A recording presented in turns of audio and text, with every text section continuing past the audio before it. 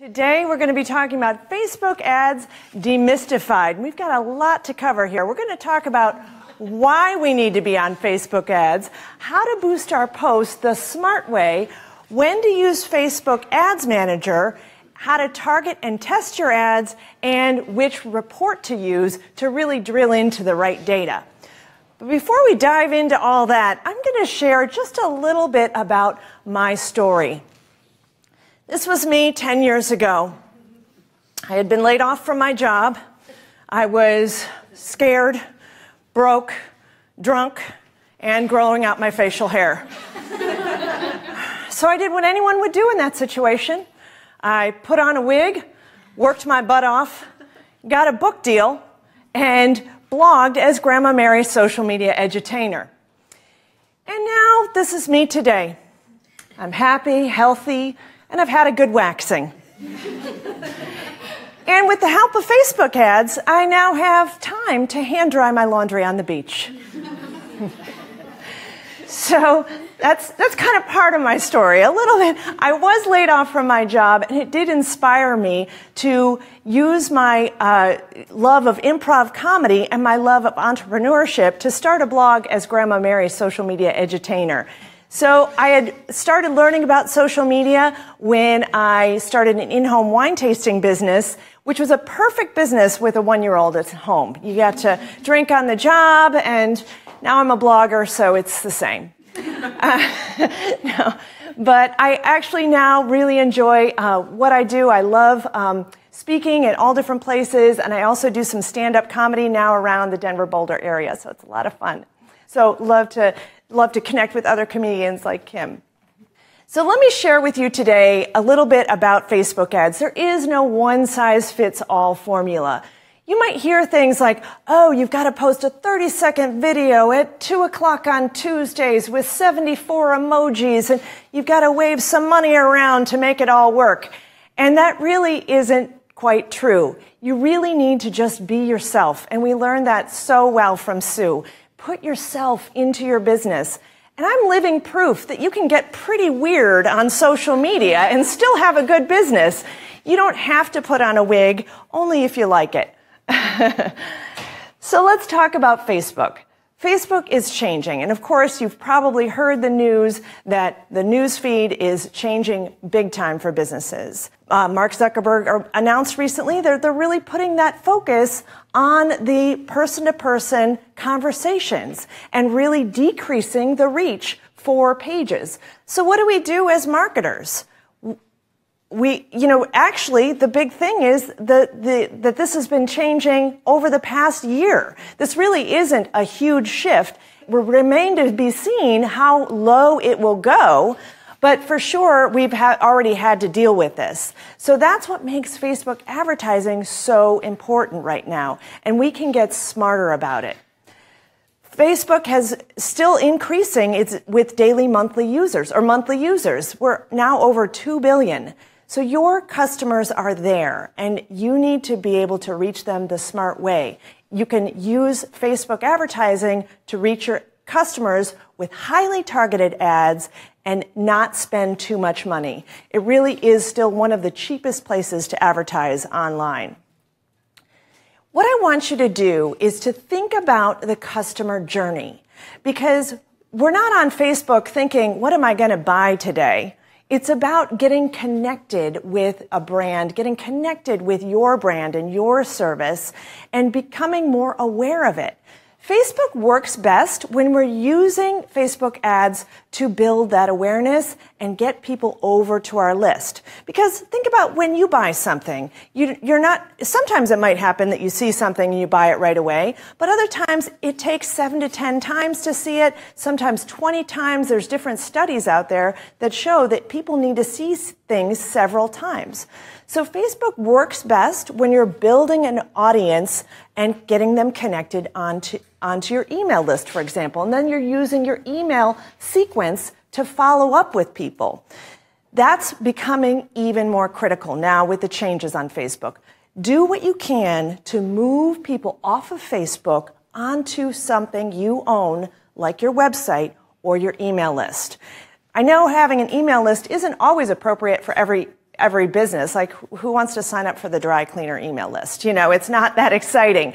But even by just moving them onto your website, which is your property, you can use things like the Facebook pixel to kind of capture that audience in a way. And you can capture that audience with the Facebook pixel. You can retarget them with Google ads if you were doing Google advertising. Twitter has a pixel as well. So just by getting people over to your website, you're sort of capturing that audience. So that's what you want to do. The fact is that Facebook ads costs are rising, but you are going to be smarter, and you at home too. You're going to be smarter about your Facebook ads because you're learning about that today. The most critical thing you need to take away is to have a system for testing. Test your ads in multiple ways, and I'm going to give you some great tips on how to set up your Facebook ads tests. So this is what I want for you today. I want you to feel like Facebook ads is just a little jog on a farm in your wedding dress. Because who doesn't want to do that? I wake up all the time. But I want it to be easy. So I'm going to give you some tips that are going to make things a lot easier for you and get you out of overwhelm when you look at that ads manager. So boosted posts are one of the easiest ways to get started. And I'm going to give you a way to reframe how you're boosting your posts. And Facebook makes it really easy to boost your posts too. They're always telling you, hey, do you want to boost this? Hey, this is doing pretty well. Why don't you boost it? Why don't you give us some of your money? Well, let's get smart about how you're going to boost it. You want to boost your best content because that content is already doing well and you're going to be more effective with it. It's going to cost less for you to boost it.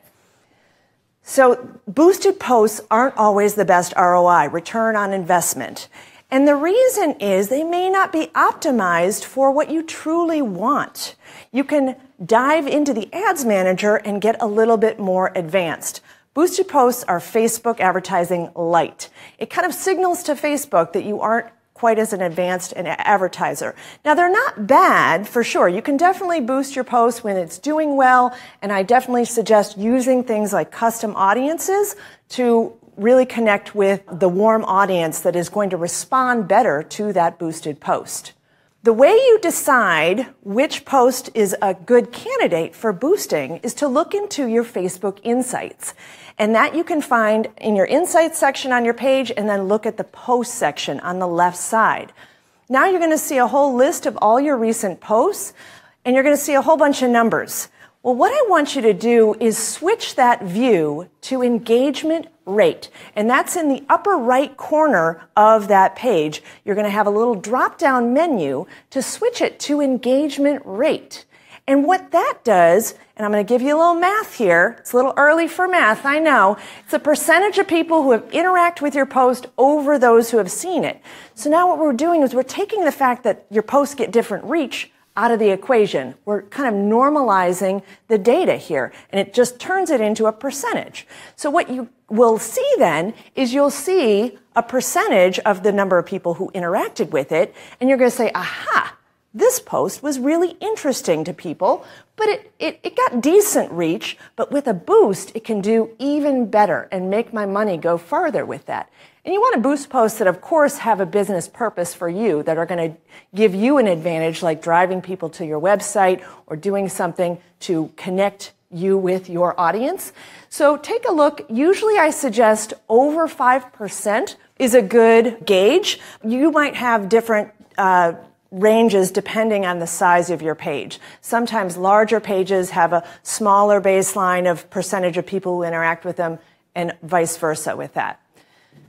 So what I do then is I take a look at a post that's doing well, and now I'm going to boost it to my warm audience. So I've created a custom audience that is my website visitors, people who have interacted with my videos in the past, especially if it's video content, because then you really want to hit them with that type of content again, because they're the people who like to interact with your videos. So you're going to boost that to your warm audience, and then you're going to be able to track what happens with that. Now here's a little example of something I boosted, and this is actually an Animoto video that I made that was super fun. Got really great engagement. It was my business manifesto, and this was really to help get people connected with what I really believe in my business. And I made a super quick little short clips and had some text under there, and it did really well organically, 5 times higher reach organically than normal. And all I did was boost it with $13. I got 1 cent video views, but my biggest key performance indicator, KPI there, is link clicks. That's what I want. I want to get people over to my website. So I'm watching for things that are getting good link clicks. This got 92 link clicks and did really well. I really should have just boosted that for more. Man, what was I thinking? I'm going to go back and boost that right now. So so it is true that boosted posts can do well for you, but a better option is to really dive into the Facebook Ads Manager.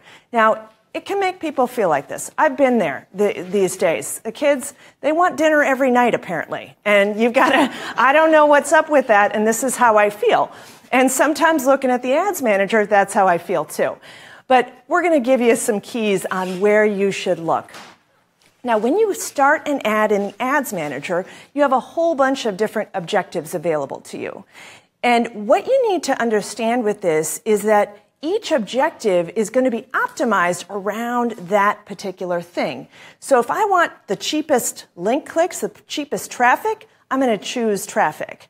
If I have the Facebook pixel set up on my website where I can measure conversions, and I've set that up ahead of time, I'm going to choose conversions. And Facebook is going to optimize by showing your ad to the people who are more likely to convert.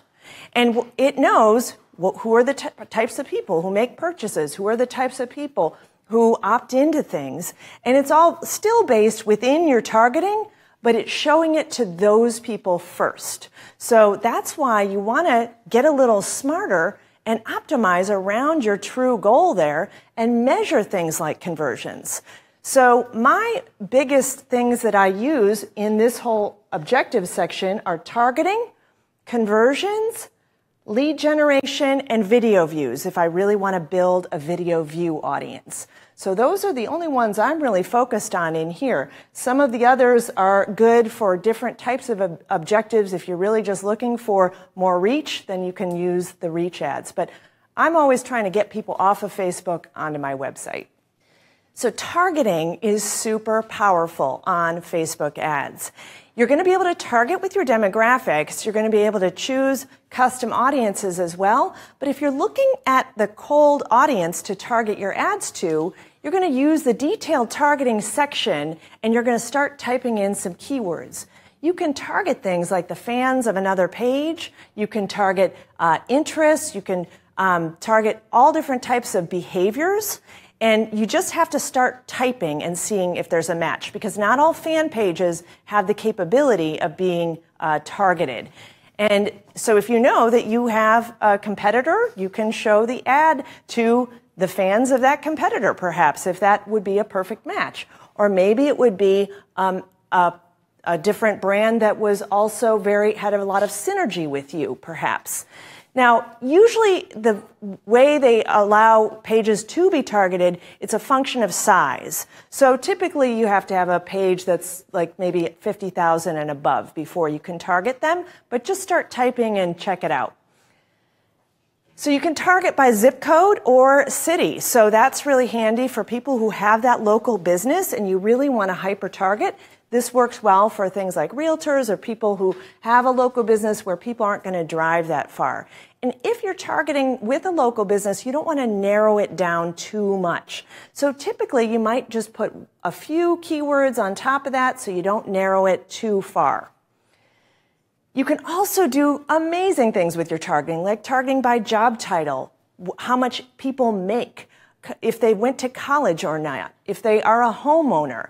And people ask, how does Facebook know all this? You know, what are they doing? I'm not putting my income into my profile. That's kind of gross. But what they're doing is, we know that the internet is a creepy, creepy place, right? People are tracking us all over the place, and Facebook partners with third-party sites that gather all this data and then match it to our Facebook login information. So now when we target, it pulls up all the people who are in that target, and it's not always a perfect match. So that's why you have to really do your testing. And split testing is going to really help you save money. This is going to be where you're going to figure out which ad, which demographic, which image, which creative in your ad does the best. And this is where you're going to save money. So what I suggest here is just test at least, if you do nothing else, test at least 2 things to do your testing. And the more you test, the better you're going to get. But that's your homework. If you have never tested 2 different things, go home and do that, and you'll see. You'll save money. You'll thank me. So here's how you do that. When you're doing split testing, you want to keep everything the same except for the variable that you are really testing. So this can be your demographics first. That's what I suggest, because that can make a big difference in your targeting. So Facebook has these things called behavior targeting. So it's also tracking our behaviors out there. It will be able to find the people who like to shop at luxury stores like Whole Foods. And we can target those people. We can target people who are like lactose intolerant and people who actually do yoga and other things that not just like yoga, but they actually do the yoga. And so you're going to group different behaviors together that might be similar. You can group different interest and page keywords together that might be similar and test that group. And then maybe another one for job titles. And this would be appropriate for whatever your business is. You may decide what your test plan is with that. And in a perfect world, we might test every keyword by itself. But that's a large test plan a lot of times. So, just test a few things to get really good at that. And now you're going to keep each ad underneath this ad set the same. So you're going to have the same creative in there, the same text in there, so that you know when you get your report back and one is cheaper than the other, you're going to know it was because of those demographics. And then you're going to move on to the next set of testing, which will be the creative part. And if you're a local business, like I said before, you may not have a lot of demographics that you choose here. You're going to perhaps just layer a few demographics on top of that targeting, and then you're going to move on right away to the testing of the different creative. Maybe you'll test a different video in there and see which one does best. So here's some targeting and testing tips. Like I said, you're going to group similar keywords together into one ad.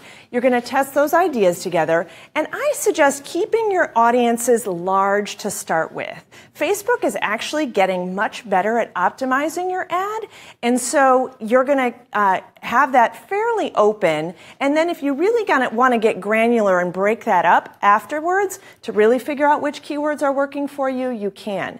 Now, if you're a local business, don't artificially inflate your area and try and go beyond that. I had someone last week at Social Media Marketing World saying, I live in Alaska and I can't make my area big enough. I'm like, you need to just go door to door at that point, really. It's a small area.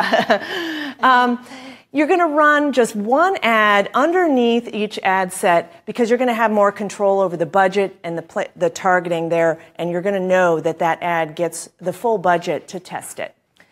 So you're going to find your best keywords with testing. So in this example, I tested 4 different keywords. One was $2.13 per conversion. Another one is $1.27 per conversion. And it's a little early to do math, like I said, but I'm going to go with the cheaper option, right? Now you're going to test creative. Okay, so how many of you think I tested 2 different the text of the ad is all the same? How many of you think the image with the blue background did better in terms of cost per conversion? How many of you think that? Okay, 1. Okay, good. How many of you think the image with the white background did better? Yeah, that's what I would have thought. I look way cuter in that ad. But the image with the blue background was 30% cheaper per lead. So anytime you can save 30% on your marketing, isn't that Geico? Who does that? That's a great option. So I guess wrong all the time. That's why you have to do the testing. Now let's talk about designing your Facebook ad. And this can be a little bit daunting because it's a little scary. What kind of text do I have? What kind of image? If I'm doing video, what do I do? And really it comes down to the testing. But think about catching people's eye. Your goal with your ad is to stop the scroll here. And I'm going to say this again later so it really gets into your head because people are scrolling all the time. The goal is to stop the scroll.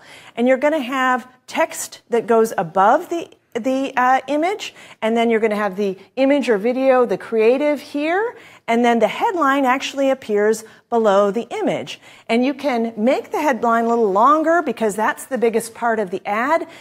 Remember that 60% or more, actually I think now, are viewing your ad on mobile. So you have to make your ad really stand out on mobile. Make sure that you preview it. You can preview it in the mobile with how it looks in mobile so that your text is readable there. And sometimes using capital letters, using a few emojis doesn't hurt. You have to stand out in that news feed. So here's what this looks like when you're in the Ads Manager. You've got the different sections that go to different areas. And remember, you can also have text on your image or video. That can be very readable on mobile devices. So make sure you use that. You want to not have more than 20% text. It was kind of the guideline. It's now a little muddy, and Facebook will still stop your ad if it has too much text. But if you're using video and you use like the captioning, that doesn't count towards your text. So keep that in mind too. And something like, I think it was something like 70% of people are listening to video with the sound off. So if you are going to use video in your ads, try and have captions or have some text on it so people can get the information of your video without having to turn that sound on.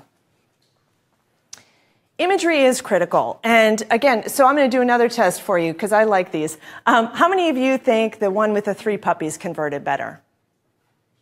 Okay, how many of you think the one with the green image converted better? Okay, some of you abstained from voting. I see that. It actually was the one with the 3 puppies. And I like this one better. I thought this one looked a little more stylized, everything like that, but this one was $1.35 cheaper per opt-in there. And also, if you can get into some sort of business that involves puppies, I would recommend it because they do really well on Facebook. So use video ads to build awareness and your audience. This is huge. Videos are so powerful on Facebook because what happens is people are like tuning into the story that you're telling with the video. And this was a case of a local dentist where we were running video ads, and when someone calls in, they always ask, how did you hear about us? And it was never the Facebook ad. It was always a referral. But after we started running the ads, their referral rate doubled. Because what was happening was we were staying top of mind with their current customers. So by running video ads, running ads at all on Facebook, their current customers were like, oh yeah, that's right, I do like my dentist, that's right. And so when people were asking for a new dentist, they were referring them more often. So that's a huge benefit. Don't even think of getting new customers. Think of increasing your current business or doubling your referrals through your current customers, staying top of mind. And the other benefit that videos really give you are that you can use engagement retargeting with them.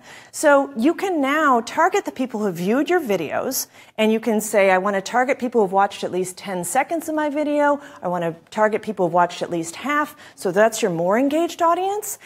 And a lot of times, smaller businesses have low website traffic or maybe a low email list. So if you're trying to do the techniques like retargeting, those aren't available to you because you have to have at least 1,000 people on that to be able to target.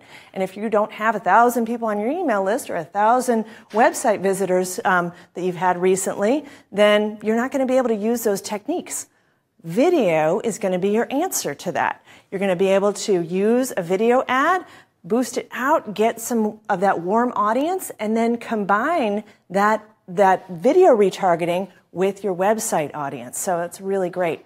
And you can do fun things like Facebook Live or create really interesting videos that help people and give them a little taste of what you do and how you serve. So in the audiences section of Facebook, this is where you're going to build those custom audiences.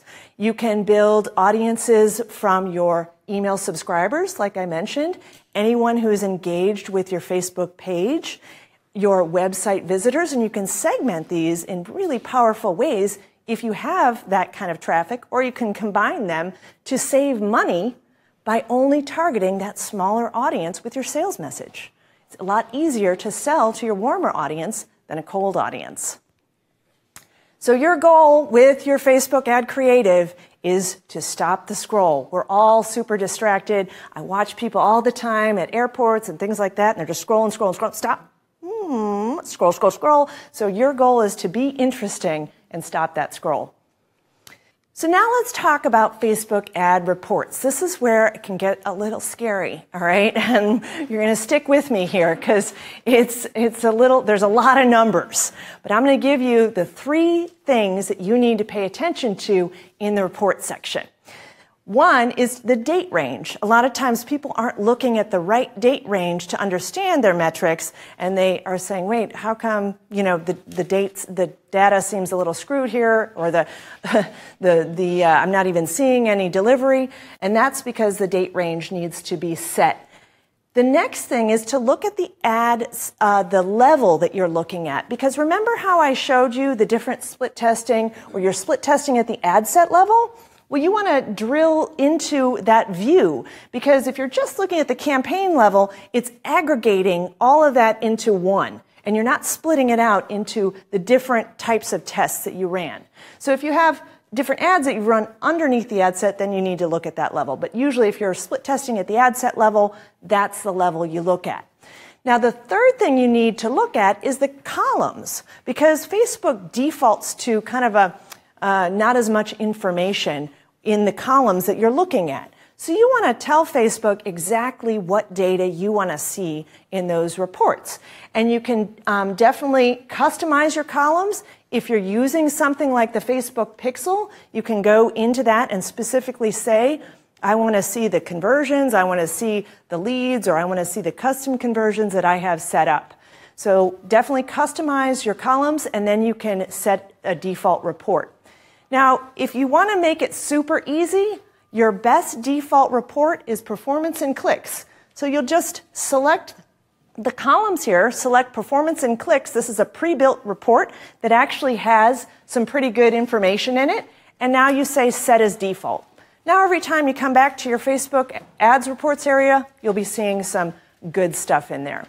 So the final thing that I'm going to kind of talk about here is the Facebook Pixel. This is a little more complex, but it's really, really powerful. So I would encourage you to get the Facebook Pixel installed on your website as soon as possible if you don't have it already, because that is going to be what allows you to do that retargeting, and it's also going to be what allows you to track all the way through the sequence of your funnel if you are having someone purchase a product or subscribe to your email list online. You're going to be able to know when they came from the ad and hit your website, and then if they actually, so if you had a conversion there where they opted into your email list, you could track that, or you can track all the way through the sale. So super powerful technique that allows you to really understand what audience, what ad creative is working best for you. So here's some key takeaways. We want to amplify that content that is already working, test at least 2 different ads, and then watch those key performance indicators to see which ad is performing best for you and determine your success.